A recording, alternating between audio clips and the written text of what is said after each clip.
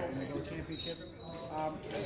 Earlier, Andre had said that one of the fights that he wants to see you in is the Golovkin rematch. He said that there's unfinished business there, and now that you have the belt, he doesn't have any belts, you have some leverage there. Is that a fight that intrigues you on a personal level? Now there's more of a reward than the risk, whereas before, he didn't give me the rematch, you know. I wouldn't give me a rematch too if I was Golovkin, to be honest with you, but now there's almost nowhere for him to go.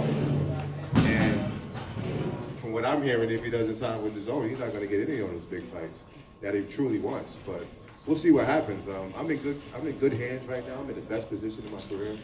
I'm just going to let this dwell, and you guys are going to see what's going to happen in the near future with my career.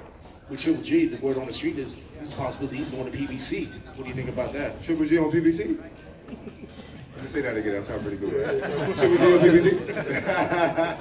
That'd be cool, man. I love the sport of boxing, and I'm fans of the Canelos, the Triple Gs, the Charlo. I'm fans of every guy that's in my division. I respect boxing, and I love it. So much credit, much support, whatever you want to consider it. Much love to Triple G and his endeavors, or whatever he chooses to go down the line, whether it's PBC, ESPN, Dazn.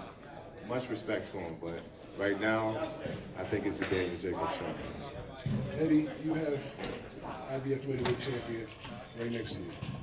You have the WBO middleweight champion, and now you have the WBC middleweight champion. What are your thoughts now? How do you feel about Well, that? my thoughts are is that I want to see them. I believe they're only touching the surface. I mean, Andrade won the world title last week. I would have rather he fought Billy Joe Saunders. You know, Danny won tonight in a fight that he probably won't get the credit for because not enough people know about Derevyanchenko. But I want to see him in those marquee fights. You know, Charlo is a great fight. Golovkin is a great fight. But I still go back to the Canelo fight. For me, he's one that we nearly got him. And that is a fight that I would love to see Danny Jacobs name up in lights in Vegas fighting Canelo. And I believe he can beat him as well. He has got to get past Fielding first, who's also our guy.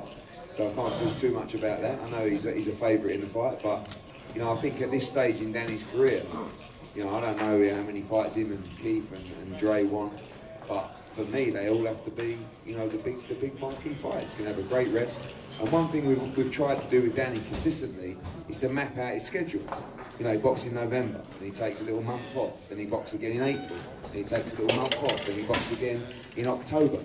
Everything's been promised, everything's been delivered, and now the plan again is have a couple of months off and start camp again for Cinco de Mayo. But now you have all the belts, so it says you control the division. No, it's not about control. Listen, at the moment, the middleweight belts, Dazn seems to be the place for that division.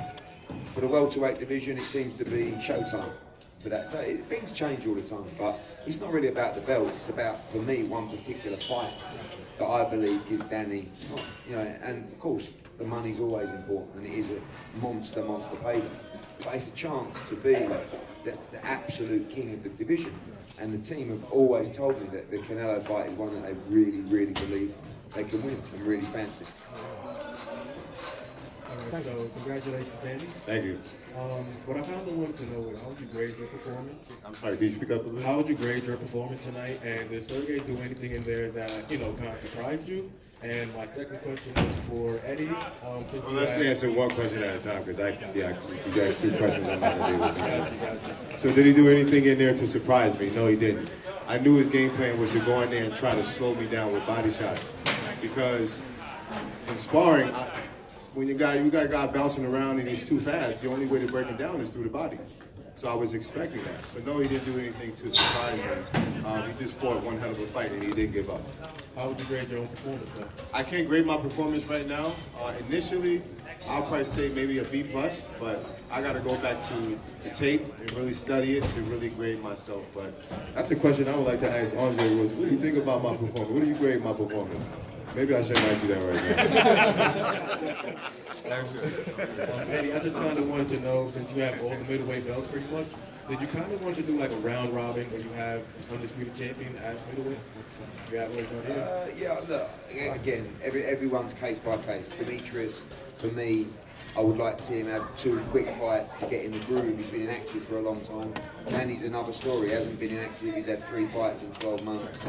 He's ready to go. So, you know, if Danny can beat Canelo, he becomes the IBF, the WBC, and WBA World Champion. And then, perhaps, when you talk about Andrade fight, if that's an undisputed fight, maybe the dynamics change. But right now, I don't think those guys are looking at fighting each other. For Demetrius, I'd like to get him out active in the big fights, defending his title. But for Danny, I'd like to see him in the unification.